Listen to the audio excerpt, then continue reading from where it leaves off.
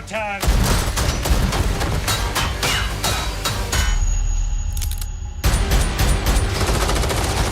It's the height of the Cold War, and the government is secretly pouring millions into hidden labs, dosing ordinary citizens with LSD, training soldiers to spy using only their minds, and chasing wild rumors of time travel and psychic children. It sounds exactly like the eerie world of Stranger Things. But the scariest part is that much of Hawkins' darkness was pulled straight from real history, often darker than anything the Duffer Brothers invented. Here are 5 real-life events and conspiracies that shaped one of Netflix's biggest shows. At number 5 is Project Stargate, the government's actual attempt to create psychic spies. In Stranger Things, 11 floats in a sensory deprivation tank to eavesdrop on distant Russians with her mind, and that setup comes directly from the military Stargate project. The CIA and Defense Intelligence Agency spent around $20 million training people in remote viewing, mentally visualizing faraway targets like secret Soviet bases or lost hostages. One viewer reportedly sketched a hidden facility in stunning detail, while another claimed to find a crashed plane using just coordinates. The program, run out of Fort Meade, Maryland, was declassified in 1995 and deemed inconclusive. But for 2 decades, taxpayers funded what was essentially a real-life Hawkins lab experimenting with psychic warfare. Number 4 brings us to the Satanic Panic and the tragic case of the West Memphis 3. When Hawkins turns against Eddie Munson and the Hellfire Club in Season 4,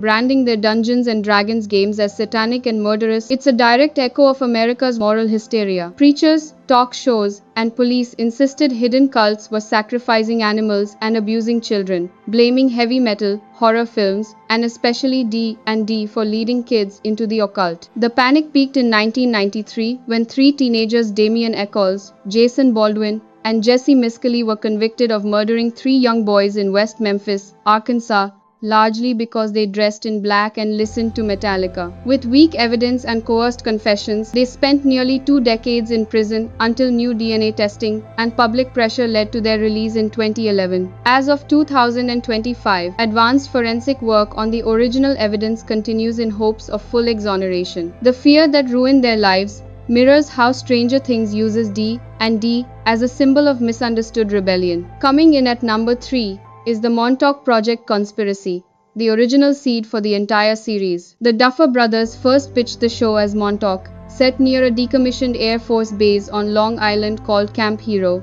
inspired by persistent rumors of secret government experiments there. Books and stories from the era claimed the site hosted mind control tests, time travel attempts, portal openings, and psychic enhancement on abducted children using sensory deprivation to unlock telekinetic powers. 11's abilities, Brenner's cruel lab, and the gates to the Upside Down all trace back to these tales. Though historians find no solid proof and dismiss it as Cold War-era myth mixed with nearby real secretive facilities like Plum Island's disease lab, the legends were compelling enough to survive years of rewrites and become the heart of Stranger Things. Number 2 is Cold War paranoia itself, the constant dread that fuels every season. Beneath the monsters and mind powers lies the very real terror Americans felt: nuclear annihilation and Soviet spies hiding in plain sight. In the show, Brenner trains 11 specifically to spy on Russians, and by season 3 there's an entire underground Soviet base beneath the mall.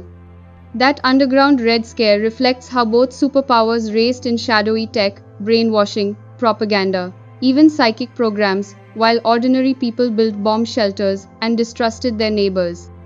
Stranger Things captures that era's quiet terror perfectly, a small town harboring unthinkable threats because during the Cold War, the enemy really could be anywhere.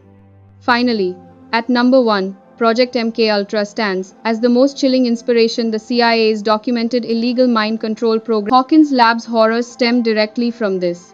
Agents secretly dosing unsuspecting Americans and Canadians with LSD, using electroshock, hypnosis, and sensory deprivation to break and reprogram minds for psychological warfare.